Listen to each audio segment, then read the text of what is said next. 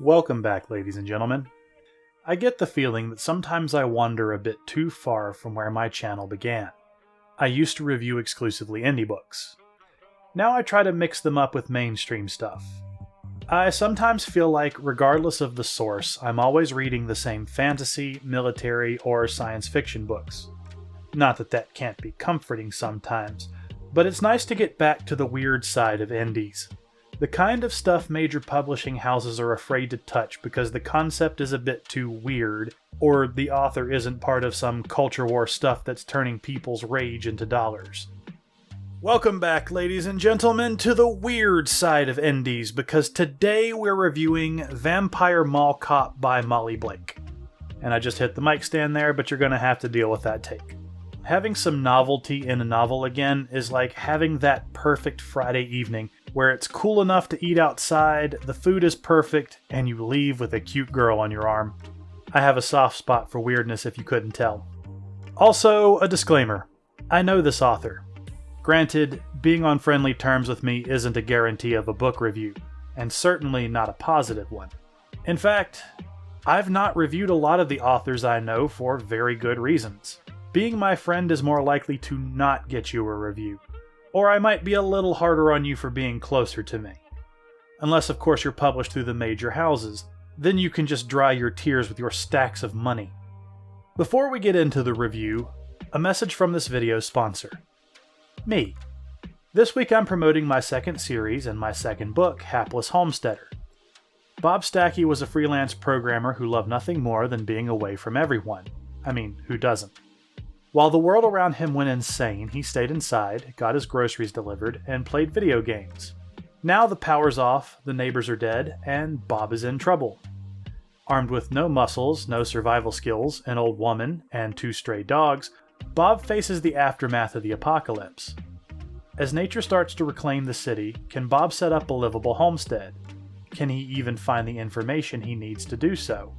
Will luck be on the side of this hapless homesteader? I will leave a link to this book and my full works in the description. Back to the review.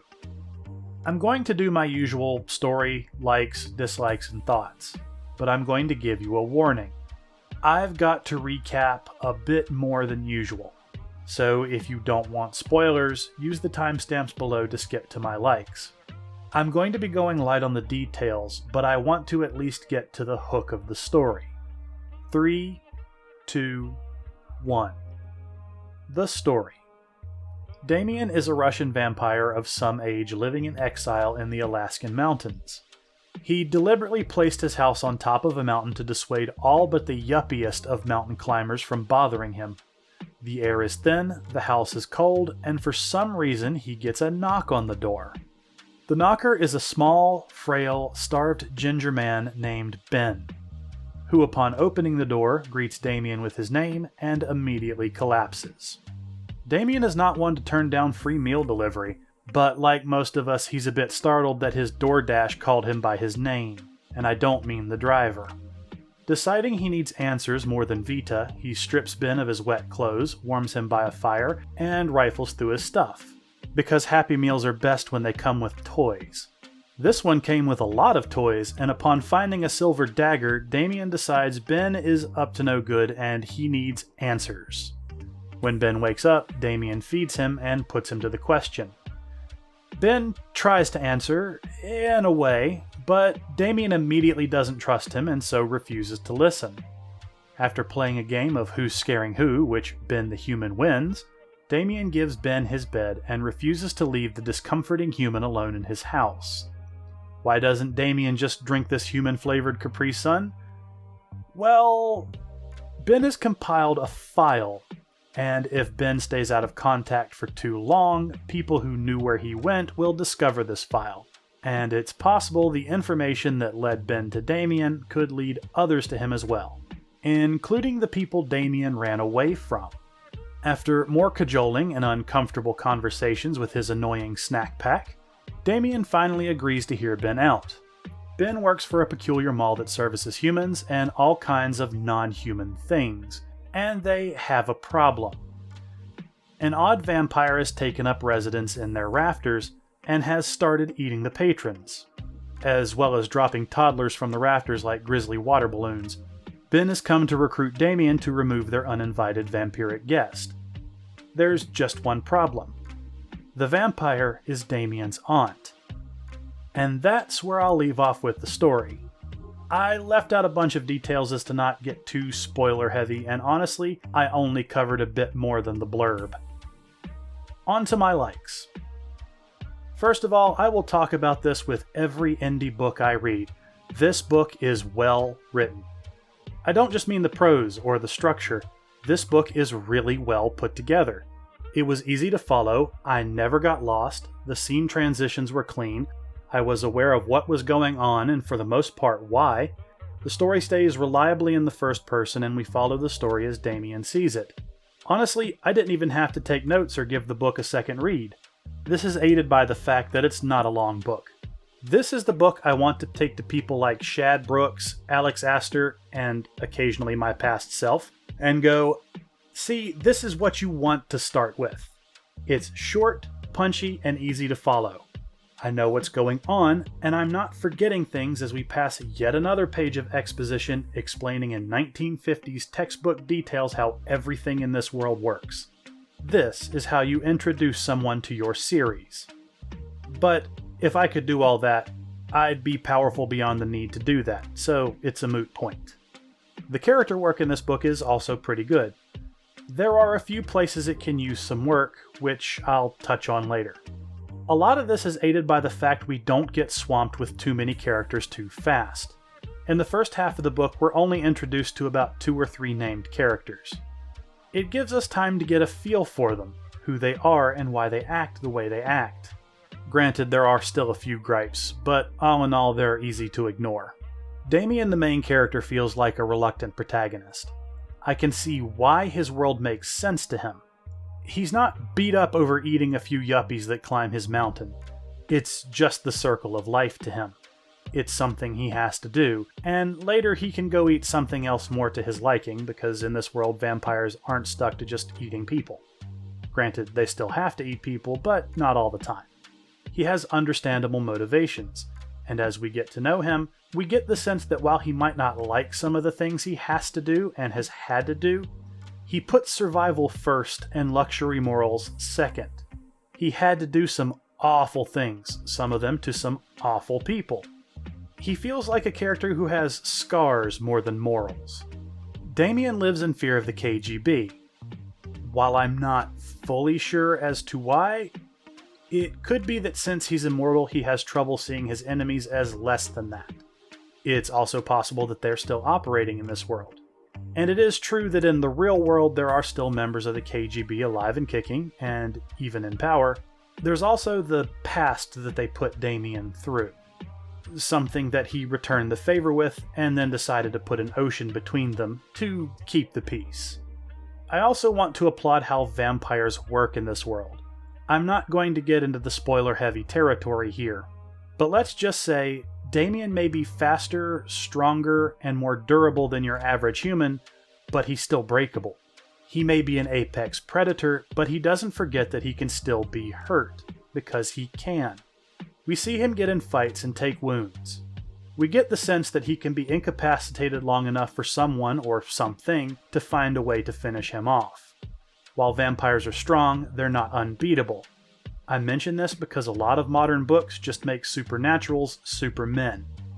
ACOTAR is a good example of this problem. We're presented with ways that fairies can be harmed at the beginning of the story. Then almost all of it is either thrown out the window or neutered into irrelevance. In Vampire Mall Cop, the vampires absolutely see humans as a threat. Yes, they are prey, but we should never forget the predator's dilemma, that prey have teeth too. Next, and I'm doing my best to avoid spoilers, the story has a good wrap-up. It ends in a good spot. The main character is established into the series' theme. We know why he's doing it and what motivates him. There were no glaring plot holes that I could find in my first read-through, and the book ends with a good hook to make you want to read the next book. Last in my likes, I want to mention the world building. While there is a lot of it, it doesn't feel too heavy. We're not spoon-fed exposition. For most of the plot, the characters are in a hurry, and we keep that pace throughout the book. There are a few hiccups here and there, but nothing that really pulled me out of the story. We're introduced to a lot of weird stuff, but you get the sense we get to explore that later. Like we've just been given a small taste, and not a wall of colorful things demanding our attention. There are a lot of colorful characters, but we're going to get to know them organically, through their actions and not a text wall. Alright, I've gushed enough. Let's get into some dislikes. First of all, the beginning of the story is a bit too long. I know I was just going on about the pace and the tightness of the prose and the structure, but that being said, I'm not sure what can be cut.